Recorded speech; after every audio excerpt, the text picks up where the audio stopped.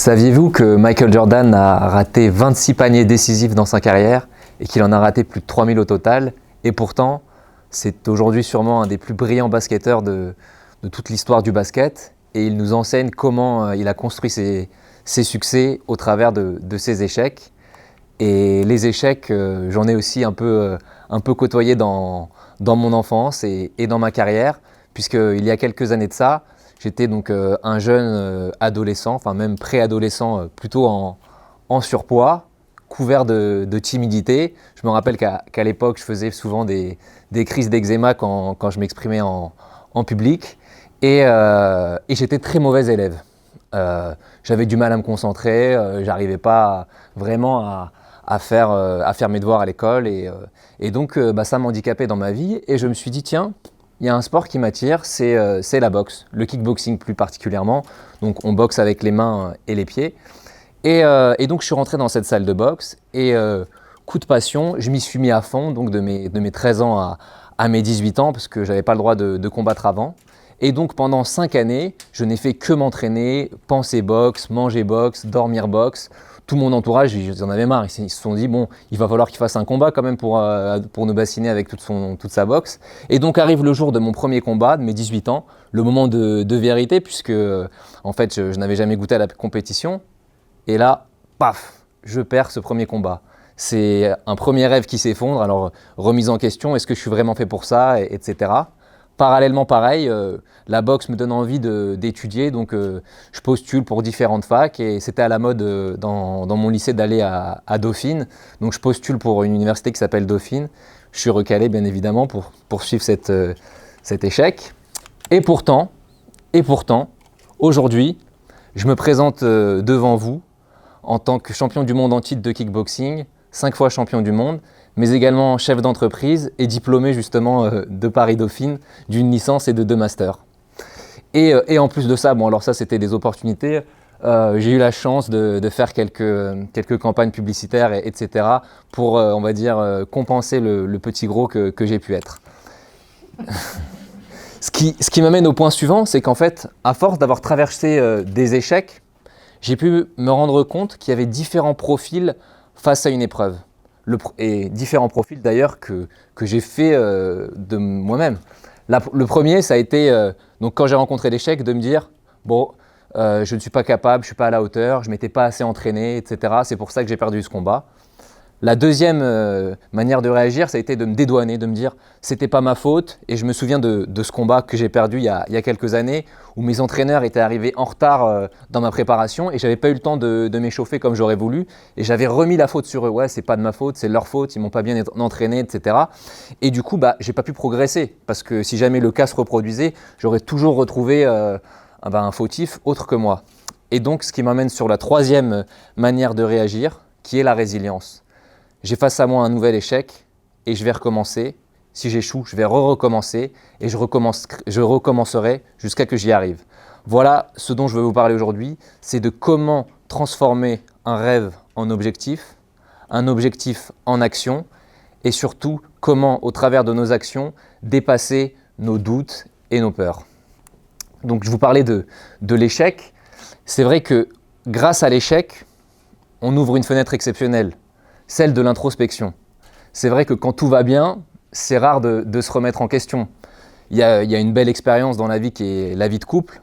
C'est quand même assez rare de retrouver sa compagne et lui dire « tout va bien, je t'aime, les enfants sont en bonne santé, mais il faut qu'on parle ». Généralement, quand ta femme te convoque dans ton salon, ça sent pas bon. Mais ça sent pas bon, mais au travers de cet échange, justement, qu'est-ce qui va se passer? Il va naître des nouvelles choses, parce qu'il va y avoir un bilan. Et donc, ce qui m'a emmené, moi, au travers de mes différents échecs, notamment en boxe, à me questionner sur mon enfance et à comprendre mes racines pour mieux construire mes ailes. Parce que c'est vrai, quand on est jeune et enfant, généralement, tu oses. Tu te souviens, quand tu étais un gamin, tu te souciais peu du regard des autres, peu de l'attention qu'allaient porter les gens autour de toi. Quand tu tombais, tu te relevais, et s'il fallait retomber une deuxième fois, tu retombais une deuxième, une troisième fois, mais tu n'avais pas peur de faire ce premier geste.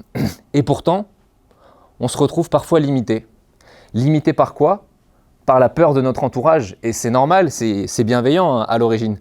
Nos parents, nos pères, PAIRS, tous nos mentors, nos enseignants, ils ont des peurs. Et leurs peurs, ils nous les transmettent malgré eux-mêmes. Et ça nous empêche parfois de nous exprimer et d'aller vivre nos passions.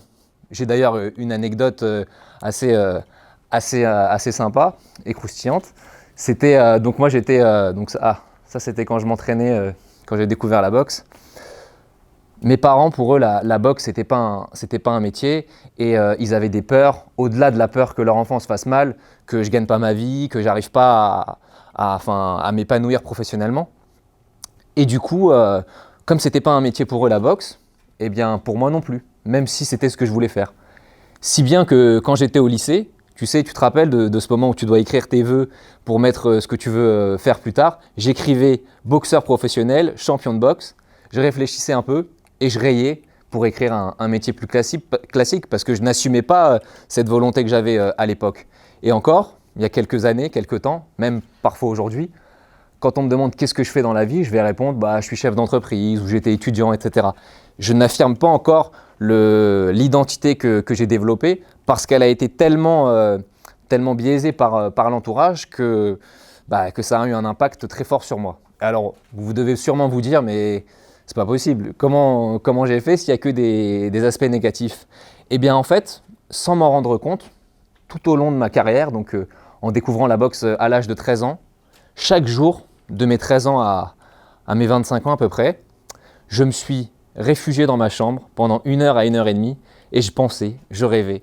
Et quand on me demande souvent en interview quel est le plus beau moment de ta carrière, le meilleur combat, j'ai pas de meilleur combat. Le meilleur moment de ma carrière, c'est pendant ces 8 années, enfin 10, où je suis resté dans ma chambre, bon, je suis pas mauvais en calcul mental normalement, où je suis resté dans ma chambre à penser et à visualiser mes victoires, les ceintures que j'allais décrocher, les nouveaux contrats. Toute ma vie, je l'ai visualisé et je l'ai vécu tellement fort en rêvant que c'était aussi fort que quand je l'ai vécu pour de vrai. Et si bien que la première fois que je suis devenu champion du monde, c'était cool. Mais je l'avais déjà vécu dans cette chambre d'enfant, à Clamart. Donc voilà, donc c'est vrai que ce processus-là, en fait, il m'a permis de comprendre que nous agissons inconsciemment de manière à provoquer ce que nous croyons. Et finalement, ce sont mes rêves qui ont guidé mes actions. Et au travers de mes pensées, ça m'a permis de me réaliser et d'accomplir ce dont j'ai toujours voulu et ce dont j'ai toujours rêvé. Alors maintenant, c'est vrai que pour y arriver, il n'y a pas que du rêve. Il y a aussi un peu de travail. Parce que comme je vous le disais, un rêve, il faut le transformer en objectif. Et moi, à 13 ans, c'était déjà bien clair. Je m'étais dit, je serai champion du monde à 22 ans. Bon, manque de peau, j'ai eu un peu de retard, ça a attendu 25. Mais j'ai quand même réussi. Et pour arriver à cet objectif, j'ai dû fixer des sous-objectifs. Être champion d'Europe, être champion de France, être champion amateur, etc., etc. Et pour déclencher ces actions, il fallait être discipliné et il fallait que je travaille plus que les autres. Et le seul talent que je me suis toujours trouvé, finalement, c'est d'être un obsédé du travail et un obsédé de la réussite et d'arriver là où je voulais aller. Sinon, c'est vrai que quand on me demande, je répondrai généralement, je n'ai pas de qualité particulière dans mon sport, si ce n'est celle de travailler plus que les autres et d'avoir de l'abnégation. Alors effectivement, sur ce chemin de réussite, il est souvent et d'ailleurs très souvent parsemé d'embûches. Et ces embûches, j'appelle ça des peurs. Donc oui, la peur est normale. Je suis le premier à avoir peur. Peur le jour du combat, où je fais un nombre d'allers-retours aux toilettes incalculable que vous n'imaginez même pas. Encore aujourd'hui, je fais toujours le même nombre d'allers-retours, enfin plus ou moins, entre le premier combat et le 69e. Et pourtant, j'y arrive quand même. Alors, quand j'arrive à quelques minutes du combat, tu sais, tu as ce moment où, avant, quelle que soit la chose, un combat ou un grand moment de ta vie, cette peur qui t'envahit. Et à ce moment-là, moi, je regarde mon adversaire et je me dis, il est quand même balèze, il me regarde pas bien. Qu'est-ce que tu fous là, Cyril? Et pourtant, quand je me pose cette question, ça me permet de me ramener à la réalité et de me dire, mais attends, si je suis ici à cet instant-là, c'est parce que c'est moi qui l'ai décidé. Donc autant tout donner et y aller. Et c'est là que je me rends compte que, en fait, la peur n'est pas réelle. La peur est juste un produit de notre imagination et une vision d'un avenir dont on n'est même pas sûr qu'il se produira. Le danger d'aller sur le ring est réel. mais la peur d'aller sur le ring est un choix. Et du coup, pour lutter contre cette peur, eh bien, il y a tout un tas de mécanismes que l'on met en place pour s'auto-protéger, y aller à fond. Parce qu'on ne va pas se cacher, la peur qui m'anime, en tout cas moi, le premier, c'est la peur de ne pas bien faire. Alors des fois, tu as la peur de l'échec, la peur de ne pas être à la hauteur. Et tout ça, ça te pousse, toutes ces peurs, en fait, elles te poussent à attendre le geste parfait. Tu sais, le moment, la perfection, qui n'arrive jamais. D'ailleurs, sur le ring, quand j'attendais le geste parfait, c'était plus souvent le doute qui venait en premier parce que justement, pendant que je réfléchis au geste parfait, mon adversaire, lui, il boxe, il marque ses points, il marque ses touches, il prend en confiance et il gagne du terrain. Et moi, pendant ce temps-là, je suis en train de diminuer ma jauge d'énergie. Et donc, en fait, tout simplement, motion creates emotion, c'est par des petites actions que je vais réussir à en faire des plus grandes et peut-être faire un geste parfait sur ce combat ou peut-être pas, mais en tout cas pour le gagner, il va falloir que je mette en place des petites actions, des petits pas qui seront forcément imparfaits, mais l'important c'est de les faire. Du coup, quand j'approche un combat, c'est vrai qu'il y a quelque chose qui m'anime et qui anime plein d'autres champions, c'est souvent en fait se mettre un ultimatum parce que on ne va pas se mentir, c'est plus facile de foncer quand on n'a pas le choix.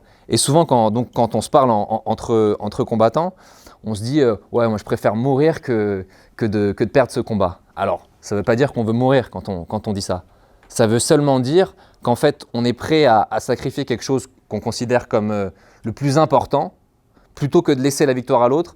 Et donc, on est prêt à tout donner pour aller chercher cette victoire. C'est comme sur des rendez-vous de gestion de contrat ou quoi, moi je me dis toujours le non je l'ai déjà, le oui je vais le chercher dans la mesure où quand j'arrive dans un rendez-vous, j'ai face à moi un non potentiel, donc il faut que j'aille chercher mon oui. Et pour finir, c'est vrai qu'il y a une question qui est intéressante et qui est souvent bloquante dans nos chemins de vie, ce sont les limites. Alors, les limites, quelles sont-elles ? Il y en a plein, il y a une manière de voir un problème, ça va être de se dire est-ce que c'est un problème ce qui est en train de m'arriver ou est-ce que c'est une opportunité ? Et il y en a une autre, c'est de se dire bon, aujourd'hui j'ai face à moi un événement que je n'avais pas anticipé, comment je vais le surmonter ? Alors, et je me souviens que le meilleur moyen de parler de la limite, c'est mon genou. Parce que il y a quelques années, donc en 2015, je suis en pleine bourre. Je me rappelle, j'étais champion de France, champion d'Europe et à quelques mois de négocier un championnat du monde. Et là, arrive la chose la plus terrible qui peut arriver à un sportif, la blessure. Et donc, je fais un combat, hop, les croisés, tout ça s'en va. Je sors du combat, je ne ressens pas de douleur particulière, mais je sens que quelque chose ne va pas. Du coup, je vais faire mes examens et mon suivi médical. Et en fait, on m'explique, le médecin que je rencontre me dit, voilà, vos croisés sont terminés, la saison est foutue, la boxe, je ne sais pas si vous reprendrez un jour, bon courage mon petit. Je sors du rendez-vous et je me souviens que ce jour-là, j'étais pris d'une émotion mais si forte que j'ai cru que j'allais m'effondrer. Je me suis mis à boiter, je ne boitais pas en rentrant dans le rendez-vous, j'avais des douleurs imaginaires, j'étais vraiment plein de mauvaises émotions. Heureusement que j'ai eu beaucoup de chance puisque quelques jours plus tard, toujours dans cet état, donc un peu larmoyant, un peu fébrile et tout, je rencontre un chirurgien qui devait m'opérer et qui, après avoir étudié mon cas, me dit « Je ne pense pas que tu auras besoin d'opération, jette-moi cette genouillère, tu vas faire de la rééducation fonctionnelle, donc de l'entraînement, et tu vas récupérer tes facultés, tu verras, tout ira bien dans quelques temps. » Et il avait raison, donc je me suis entraîné beaucoup plus que ce qu'on fait normalement. Je faisais mes séances le kiné chez le kiné, le midi je les refaisais chez moi, le soir je les refaisais, etc. Et 9 mois plus tard, 27 novembre 2015, je suis devenu champion du monde pour la première fois. Donc s'il y a un message aujourd'hui que j'aimerais vous faire passer, c'est une phrase que je vous ai déjà dite, c'est que nous agissons inconsciemment de manière à provoquer ce que nous croyons. J'aime beaucoup cette phrase parce que tout simplement, en fait, dedans, il y a un peu tout ce que je vous ai dit. Nous agissons, donc c'est-à-dire que pour agir, il faut mettre en place des petites actions, comme je le disais, motion creates emotion, de manière à créer inconsciemment parce que nous sommes guidés par nos pensées, et enfin de manière à provoquer, dans provoquer, j'entends l'abnégation, ce que nous croyons, pour que ça devienne ce que nous savons. Donc libérez-vous et osez.